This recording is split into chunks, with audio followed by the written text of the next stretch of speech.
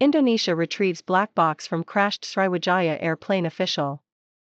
Jakarta, Reuters. Indonesian authorities have retrieved one of the black boxes from a Sriwijaya Air plane that crashed into the Java Sea at the weekend, a Navy spokesman said on Tuesday. The recording device was being transported to Jakarta's port, spokesman Fajar Trirohadi told Reuters.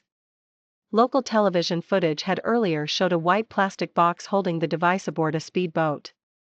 It was not immediately clear if it was the plane's flight data recorder or the cockpit voice recorder that had been recovered.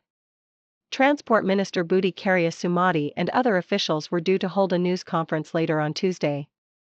The Boeing 737-500 plane with 62 people on board plunged into the Java Sea on Saturday, for minutes after taking off from Jakarta's main airport. Earlier on Tuesday, more human remains were found at the crash site, as well as personal effects such as wallets containing identification cards. The plane was headed on a domestic flight to Pontianak on Borneo Island, about 740 kilometers (460 miles) from Jakarta, before it disappeared from radar screens. It was the second major air crash in Indonesia since 189 passengers and crew were killed in 2018 when a Lion Air Boeing 737 MAX also plunged into the Java Sea soon after taking off from Jakarta.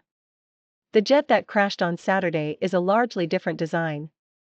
Once the flight data and cockpit voice recorders are recovered, Indonesia's National Transportation Safety Committee (KNKT) has said it expects to be able to read the information in 3 days. With few immediate clues on what caused a catastrophic loss of control after takeoff, investigators will rely heavily on the flight recorders to determine what went wrong.